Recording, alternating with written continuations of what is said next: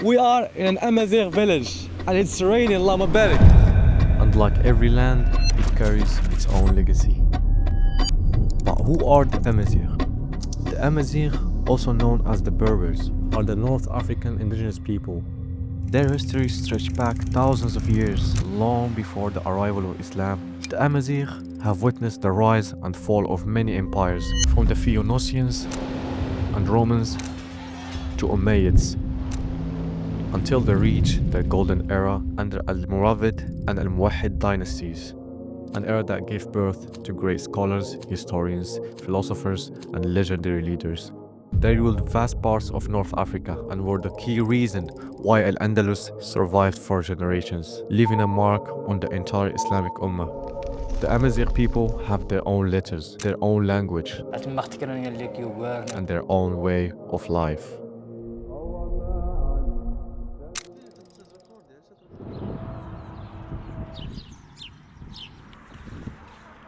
Alright, so we're headed to Marrakesh, yeah? Then we're gonna bounce to Imli. So Marrakesh is just like a quick stop to rest. Khalil gonna be with me. He is the videographer who's gonna help me on this trip. Are you ready, yeah? Yeah, let's Yalla, go. bismillah.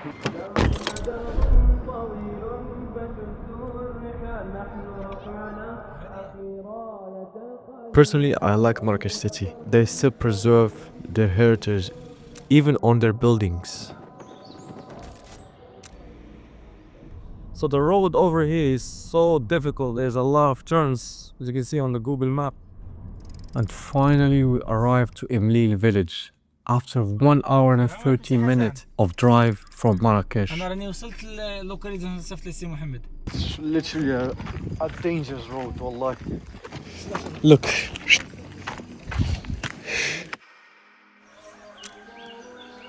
If you never heard about Imlil, it's a small Amazigh village in the high Atlas Mountains. It's surrounded by breathtaking landscapes and stunning views. Honestly, I was impressed.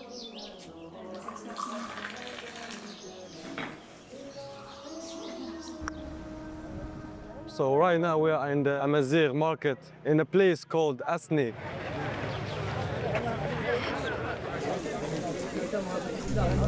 Here, you can see unusual things happen, like an open hospital, for example. As you can see, so many people waiting in the queue.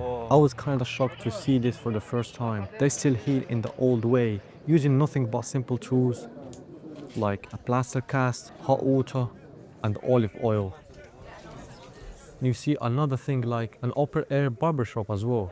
So right now we're trying an open-air barber here. Allahu Akbar.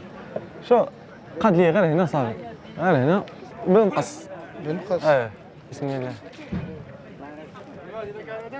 I'm risking my life.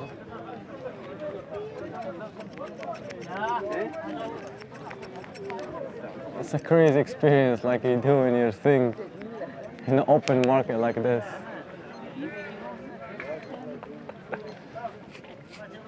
اللحية أخلي عليها. منا شويه بحال هكا دائما شحال هذه دائما كلشي خلينا الناس هكا واش دينا حتى حنا الحرفه هكا. got a clean shave. الله أكبر ما شاء الله. So before we go any further, we need to understand who these people are. The whole world right now calls them Berbers, a name rooted in the ancient Greek word Barbaros, which simply means foreigner, someone that doesn't speak Greek at the time. So the Romans pick it up and eventually it became a label for these outsider people. But here's the thing, the word Berber was never something the Amazigh people called themselves. But if someone gonna present himself, he called himself, I'm from Amazigh tribes or Amazigh tribes. And the language is Tamazight. It's an ancient and a complex language. Even many Moroccans, and myself included, cannot fully understand it. I can maybe barely understand 2 words, 3 words, and that's it. And surprisingly, Google Translate has Tamazight language. So I tried to write something and try to read it. So from here, how are you, my brother, yeah? Amek telid ajmi. Ajmi, I know it. I hear it so many times when I was in Agadir. That first word, Amek telid ajmi, I don't know. I hope I'm spelling it right. One thing that caught my attention here, these people live at the time if never moved. A simple life, yet filled with barakah. They are a bit afraid from the outsiders, but I will say again and again, they are generally kind. So this is the tea we got from the market. We put first tea, we put some boiling water. So he cleaned this for me, or it's a mixture between mint and other herbs, and then we will put them after a few minutes inside. So what you saw is just like the beginner way, like the amateur way. This is the professional one. Bismillah.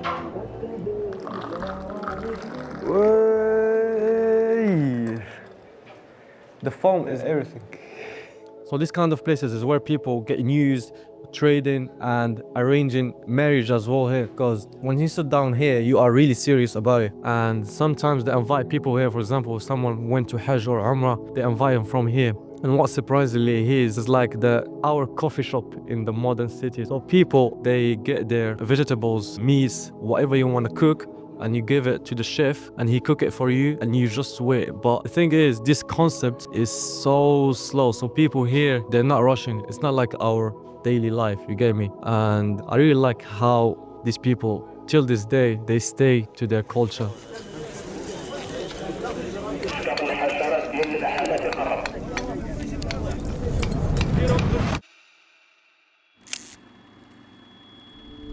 So long before Islam reached North Africa, the Amazigh lived in these lands for thousands of years.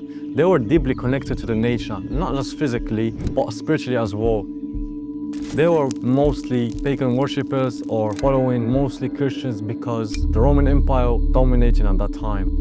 And in the year 20 Hijri, after the death of the Prophet ﷺ, Islam began spreading rapidly under the leadership of the Caliphate. During the time of Umar ibn Khattab radiallahu anhu, he commissioned Amr ibn al-As to conquer and open the North African lands. This marked the beginning of Islam's presence in Amazigh lands. Then the Umayyads dig deeper into the Maghrib, even reaching the Atlantic Ocean under the leadership of At-Tabi'i Uqba ibn Nafi' radiallahu anhu.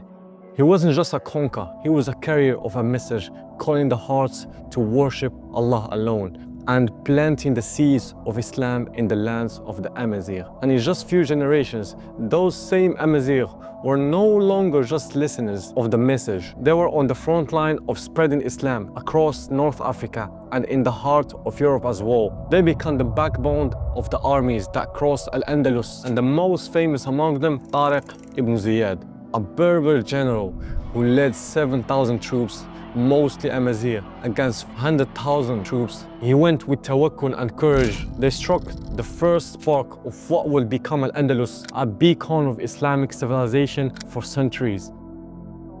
But let's be honest, Islam didn't just turn the Amazigh into warriors, it also gave the Ummah some of its greatest thinkers, travelers, and builders. Let me tell you quickly about a few legendary Amazigh names you should know definitely. Ibn Battuta, the world-famous traveler who journeyed over 75 miles and documented Muslim lands from Africa to China. Ibn Khaldun, the genius scholar from a Berber family as well, who wrote the famous Muqaddimah, laying the foundation of sociology. Fatima al-Fihriya, an Amazigh woman as well, founded Al-Qarawiyyin University in Fas, the oldest continuously operating university in the world. And Ibn Hazm as well. Like, the list doesn't finish. I have goosebumps right now when I'm reading these names because they did a lot for this Ummah and we should know their legacies. Over centuries, colonial powers often tried to divide Arabs and Amazigh. They used laws, schools, and propaganda to separate, divide and conquer basically. And even today, Arabs and Amazigh stand side by side. And as a Moroccan, I can testify that, alhamdulillah, no division at all. We eat together, pray together, marry into each other's family. That's the power of Islam. It erases the tribal pride and unites us under one banner, La ilaha illallah. So the story of the Amazigh is the story of Islam's power to unite different people under the one banner. Allah subhanahu wa ta'ala said in the Quran, يَا أَيُّهَا النَّاسُ إِنَّا خَلَقْنَاكُم مِّن ذَكَرٍ وَأُنثَىٰ وَجَعَلْنَاكُمْ شُعُوبًا وَقَبَائِلَ لِتَعَارَفُوا إِنَّ أَكْرَمَكُمْ عِندَ اللَّهِ أَتْقَاكُمْ إِنَّ اللَّهَ عَلِيمٌ خَبِيرٌ. I believe that As a Muslim, it's our duty to know these people. They are part of our Ummah, our brothers and sisters, and we should know our ancestors' legacies. We should know our history. Assalamu alaikum. ولا يتبدل حب الصحابة كلهم لي مذهب ومودة القربى بها توسل